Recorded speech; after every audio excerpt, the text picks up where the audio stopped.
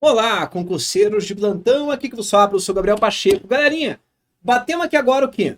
O que é o COBIT 2019, o que é governança, o que é gerenciamento, os princípios que nós temos, né? 6 princípios iniciais, mais 3 princípios para que você implemente um respectivo framework baseado em governança, certinho? Repassamos toda a estrutura aqui do COBIT, passamos o quê? Exatamente pelos nossos domínios, passamos pelos nossos processos / objetivos, e agora é hora da gente fazer o quê? Opa, já passamos por esse slide aqui. Agora é hora da gente ver o quê? Exatamente, né? Dentro do meu sistema de governança, quais são os meus componentes de um sistema de governança, o que são áreas foco, entendeu? Essas paradinhas assim, essas definições que fazem parte, que compõem, afinal de contas, o meu sistema de governança proposto pela ISACA no COBIT 2019. Primeiro ponto a ser considerado quando eu falo, então, sobre o nosso componente, sobre os nossos componentes de um sistema de governança. Eles eram os antigos habilitadores que tínhamos do COBIT 5, né? Então não estranhe se de repente aparecer alguma pergunta aí fazendo referência, algum tipo de questão fazendo referência ao COBIT 5 falando, né? Ah, os componentes que eram os antigos habilitadores, eram mesmo. Eram os nossos habilitadores de TI, que nós tínhamos lá no COBIT 5. E são o quê? São fatores que, isoladamente ou em conjunto, contribuem para a boa operação do sistema de governança de TI na organização. Interagem entre si em um sistema holístico de governança para a TI. Então preste muita atenção nesses dois últimos itens. Primeiro ponto, ele me fala que isoladamente ou em conjunto eles vão contribuir. Mas quando eles vão interagir, se você estiver lidando com esses habilitadores, entendeu? Eles interagem entre si em um sistema holístico de governança para a TI. Então, você vai trabalhar com algum desses componentes de forma isolada? Não. Por que eu estou falando? Isso já foi questionamento feito em cima, inclusive, do conceito de habilitador de tecnologia da informação. Quais são os danadinhos? Estão aí, ó. Processos, estruturas organizacionais, princípios, políticas e frameworks ou procedimentos, metodologias, informação, cultura, ética e conhecimento, tudo bem? Pessoas, habilidades e competências, serviços, infraestrutura e aplicações. Para que serve cada um deles, Pachecão? Tá bem aqui na tua frente, ó. Vamos trabalhar com cada um deles. Você precisa saber o que é cada um deles. Você precisa decorar, você precisa levar isso para tua prova. Eles vão cobrar isso na tua prova, combinado? Então vamos lá. Processos. Para que serve aqui o nosso componente processos? Os processos descrevem um conjunto organizado de práticas e atividades para alcançar alguns objetivos, resultando em produtos que darão suporte ao atingimento dos objetivos gerais relacionados à TI. Ou seja, os processos são um conjunto de práticas e atividades, pronto, acabou, que de alguma forma vão apoiar a nossa organização a realizar aquilo que ela deseja. Morreu Marapreá, ok? Estruturas organizacionais. Entidades-chave no processo decisório em uma organização. Porque dependendo do tipo de estrutura organizacional, com certeza você vai ter uma abordagem diferenciada. Tudo bem? Princípios. Traduzem o comportamento esperado em guias para a gestão do dia a dia. Isso daqui não são os princípios que nós temos do COBIT de 2019. Eles estão falando do quê? Eles estão falando exatamente, né, de componentes que nós estamos na nossa organização, que são princípios organizacionais. Informação.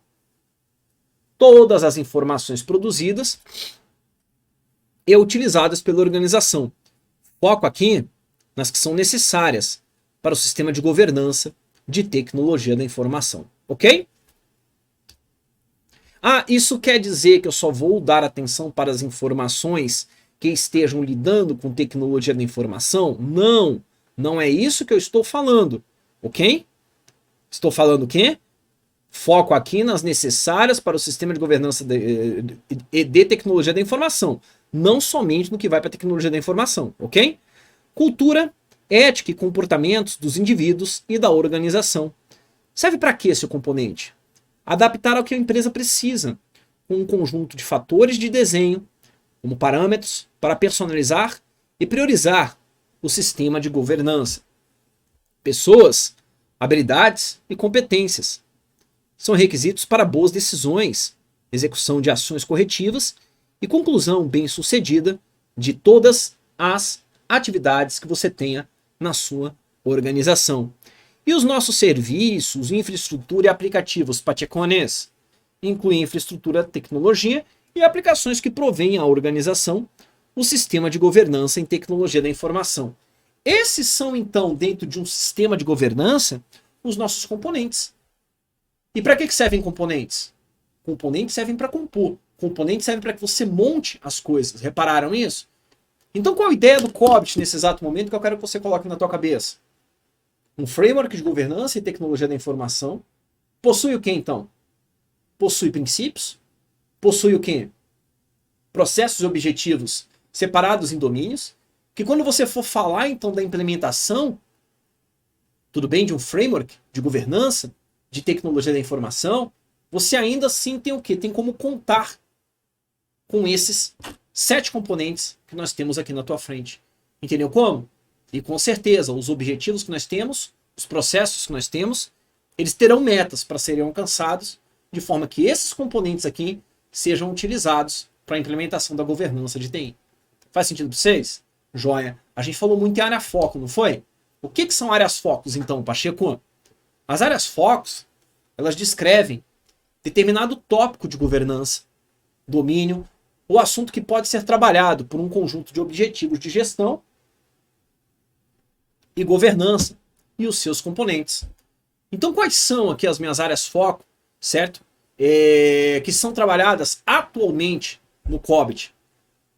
Segurança cibernética, transformação digital, cara, isso aqui está muito em voga na administração pública, tá? Computação em nuvem, não tem uma questão atualmente quase, e uma prova que cai a informática, para vocês terem noção, que eles não cobrem computação em nuvem, tá? E na questão mesmo, só para você ter noção. Então existe uma tendência forte desse assunto começar a cair, inclusive em tecnologia da informação. Privacidade e DevOps. O que é DevOps? DevOps, gente, é um comportamento, né? É um novo comportamento instituído nas organizações nos dias atuais, que prima justamente pela possibilidade de você ter o quê? De você ter um desenvolvimento de sistemas extremamente ágil, mas com um comportamento da área de infraestrutura que consiga também absorver essa agilidade que tu tens na área de desenvolvimento. Isso é DevOps. Tudo bem? Mas olha uma coisa muito legal que acontece aqui. Pelo próprio COBIT, elas são dinâmicas e variáveis. E poderíamos ter novas áreas foco definidas pela própria ISACA ou parceiros. Então aquele esquema, tá estudando esse conteúdo aqui, pode ser que no momento que eu esteja gravando isso aqui, ou então que a equipe esteja disponibilizando para vocês no site, pode ser que nesse exato momento possa estar surgindo uma nova área foco. Então o que eu vou pedir para vocês? Dê uma olhadinha no site da ISACA, ver se não tem nenhuma área foco nova. Por favor, fechou? Bacana? De acordo, Pachecão? Então bora lá então, porque nós temos questões que cobram aqui justamente o quê? As nossas áreas foco. Eu falo assim, pô, eles não perdem tempo, né, velho? Não, não perdem tempo. CESP-Sebrasp 2021, Cefaz Alagoas, auditor fiscal de finanças e controle de arrecadação da Fazenda Estadual. A um auditor da Cefaz foi solicitada avaliação acerca da necessidade de gerenciar componentes que interagissem entre si, de maneira que isso resultasse em um sistema holístico de governança para informação e tecnologia. Ainda foi requerido que esse auditor avaliasse áreas de foco que pudessem ser tratadas por objetivos de governança e gerenciamento de seus componentes. Por fim, solicitaram-lhe planejar ações com foco de garantir que os serviços entregassem os níveis de disponibilidade acordados para atender às necessidades dos usuários. Considerando a situação hipotética apresentada, julgo o item que se segue à luz do COBIT 2019 da ITIL 4. Computação em nuvem, privacidade e DevOps são exemplos de área foco do COBIT, e todas elas podem ser abordadas por um conjunto de objetivos de governança. PEI, lindo, maravilhoso, tá massa. Pegou como é que funciona? Muito legal, não é? Porque eu pego então aqueles objetivos e faço o quê? Deixa eu atuar nessa área foco. Olha lá. Determina tópico de governança, domínio e assunto que pode ser trabalhado em conjunto com os objetivos de gestão e governança. Lindo, maravilhoso. Fez sentido para vocês? Fizeram um link das coisas como acontece no COBIT? Muitas pessoas pegam para poder ler o COBIT, ler a ITIL, entendeu? E ficam com dúvidas sobre a estrutura, sobre o que realmente tem que fazer ou não. O mais importante que desse tipo de aula, ao meu ver, que é meu papel, inclusive, é fazer com que vocês compreendam o framework como um todo, dentro da sua estrutura, e como os componentes do framework, né, não os componentes aqui da governança de TI, os componentes organizacionais, mas como os componentes do framework interagem entre si. Isso, para mim, é o essencial. Cara, saindo daqui com essa compreensão, nossa, você vai ficar feliz da vida. Agora vamos dar uma olhada nos nossos fatores de desenho. Outro fator que apareceu aqui frequentemente, não foi? Apareceu inclusive quando a gente está falando dos princípios lá atrás ainda, não é? Dos requisitos de sistema, né, de governança. Beleza, então. Podem ser implementados novos fatores com o tempo. Então isso daqui é outra característica. A área foco. Pode ser criada uma nova área foco? Pode. Pode ser implementados novos fatores, entendeu? De desenho ou novos fatores de projeto para a implementação do COBIT 2019 com o tempo? Pode também. Então é outro ponto. Tá lendo isso aqui, tá trabalhando, tá assistindo essas aulas? Dê uma verificada no site da Exaca se você não tem nenhum tipo de fator de desenho novo. E também acompanhe, né, gente, minhas postagens no Instagram, essas coisas que com certeza eu detectando ali que tem nova área foco, um novo fator, com certeza eu vou publicar para vocês. Para que serve um fator de desenho e um fator de projeto? São justamente fatores, gente, que influenciam o projeto do sistema de governança de uma organização e conduzi-lo com sucesso no uso estratégico da TI. São esses fatores de desenho. São quem então? São fatores, são características, são variáveis a serem consideradas quando você está trabalhando com o quê? Com a implantação de um sistema de governança, de uma organização. São simplesmente esses. Ué, Pacheco, é mesmo? Eu preciso saber? Você só precisa saber esses fatores aqui de desenho integralmente, só isso. Sabe aquela cara de questão de prova? Beleza, então. Pega essa aqui, inclusive, ó. Pode ser colocado como qualquer combinação dos seguintes elementos. Mas você tem que considerar esses fatores que estão sendo apresentados. Primeiro deles é a estratégia organizacional. As organizações podem ter diferentes estratégias, as quais podem ser expressas por meio de um ou mais arquétipos, ou seja, o arquétipo do crescimento e aquisição, o arquétipo da inovação e diferenciação, o arquétipo da liderança em custo e serviço ao cliente e estabilidade. Entendeu? Normalmente as organizações possuem então uma estratégia primária e, na maioria dos casos, uma estratégia secundária. Devem ser definidos níveis de importância de 1 a 5 para cada um dos 4 arquétipos apresentados. Entendeu? Se vocês forem lembrar, né, gente, isso aqui são as forças de Kotler. É isso mesmo, são as forças de Kotler, né, que nós temos. Em como, afinal de contas, o que uma organização pode se diferenciar no mercado. Objetivos organizacionais. A estratégia organizacional é concretizada pelo alcance de um ou um conjunto de objetivos organizacionais.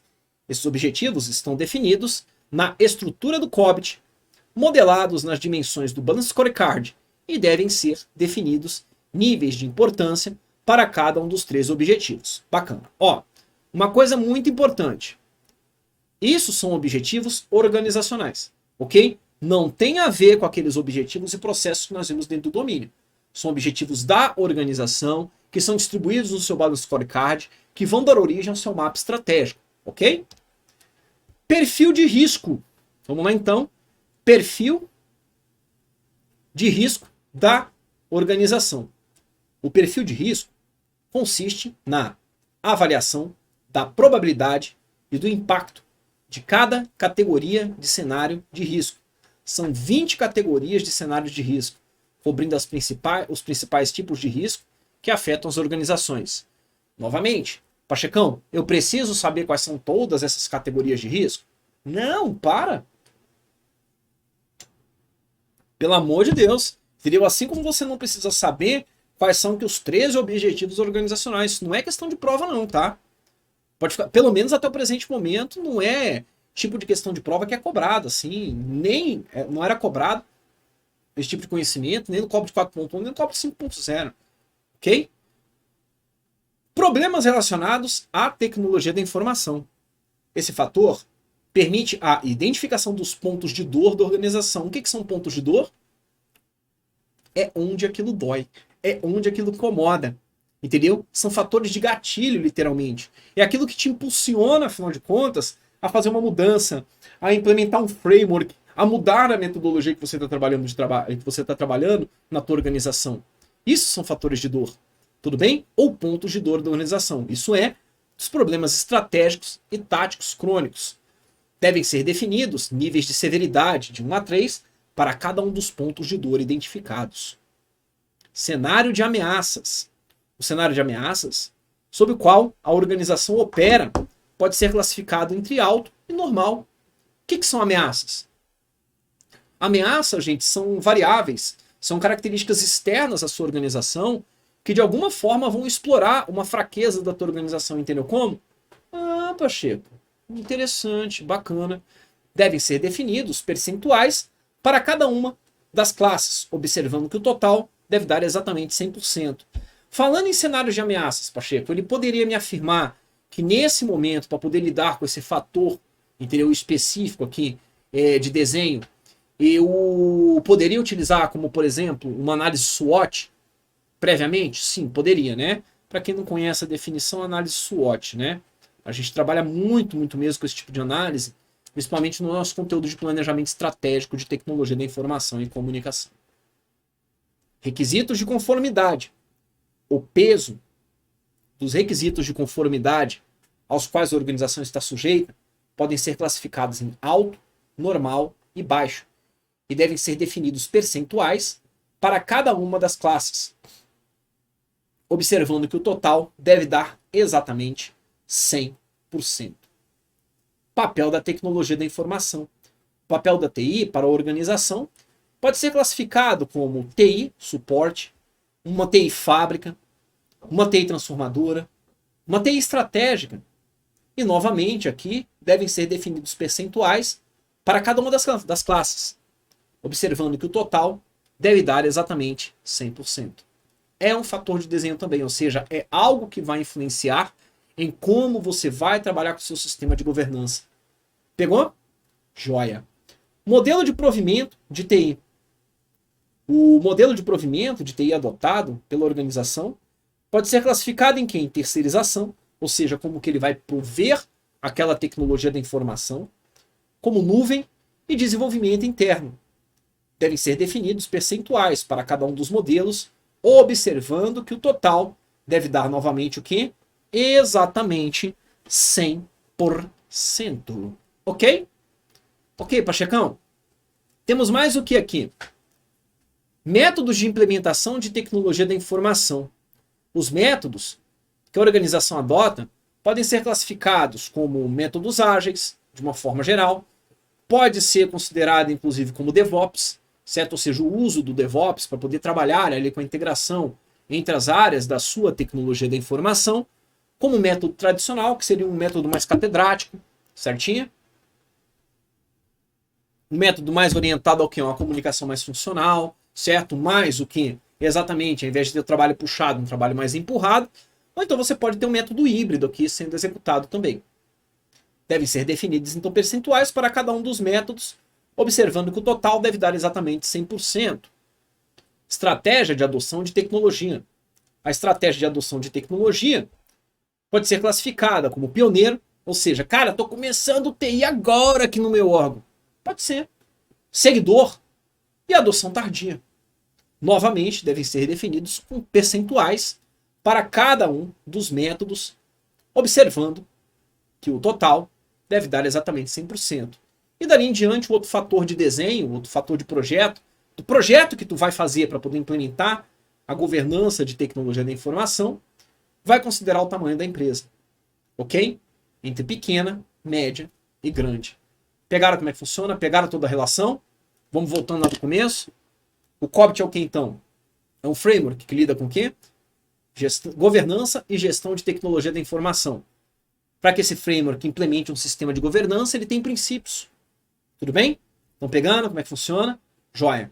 Nesses princípios, nós temos princípios de quê? Do próprio sistema, e nós temos dos requisitos do sistema, e nós temos os princípios dos sistemas, do próprio sistema de governança, e nós temos princípios do nosso framework. Ok? Pegaram? Lembraram disso? Joia. Para que tudo isso aconteça, então, tudo tem que estar orientado aos princípios. E para que essas coisas aconteçam, nós teremos o que, então? Domínios. Um domínio em governança, 4 domínios em gerenciamento. Esses domínios que lidam com o quê? Com os objetivos, certo? Com os objetivos ou processos que precisam ser implementados. Objetivos e processos esses que não são obrigatórios. E tem um total de 40. Para que isso aconteça, você tem que ter o quê? Tem que considerar o quê dentro da tua organização? O uso de componentes, que são componentes de tecnologia da informação que fazem com que você consiga implementar a gestão e a governança de tecnologia da informação no teu órgão.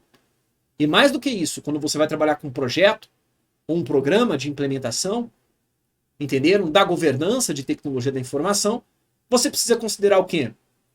Os fatores de projeto. Porque esses fatores de projeto são o quê? Eles são eles são influenciadores em 100% do seu projeto de implementação. Bora para mais uma questão, Cefaz Ceará. Cola aqui comigo que vai dar certo. Um analista foi designado para assumir a gerência de um projeto de TI que envolve o desenvolvimento de software estratégico, parte de um programa de projetos que está sendo gerenciado de maneira tradicional em sua organização. Mesma organização, utilizando o COBIT 2019 como referência para sua governança de TI, o projeto em destaque já foi cancelado por insucesso em sua condução. Esse insucesso decorre da contínua evolução dos requisitos, o que dificulta o entendimento do escopo do projeto em seu início. Tendo como referência essa situação hipotética, julgo o item a seguir. Por fazer distinção entre governança e gestão, ele realmente faz, a utilização de métodos de desenvolvimento ágeis para a implementação da solução de software em destaque para o COBIT não é um fator que cause influência no sistema de governança. Não é não? O que está escrito aqui? Métodos de implementação, métodos ágeis. Oxi, tá errado, Pacheco. Com certeza é um fator a ser considerado, né? Com certeza é um fator, sim, a ser considerado. Pessoal, eu vou parar agora nessa aula, porque na próxima eu já entro aqui em outro tópico, referente ao nosso sistema, né? Que é o próprio cascateamento de metas, como que ele funciona, o que você tem que considerar, e nós partimos ali para um tiro, uma reta final em relação ao nosso curso. Eu vou ficando por aqui, aquele grandíssimo abraço para todos vocês, e até já, hein? Tchau!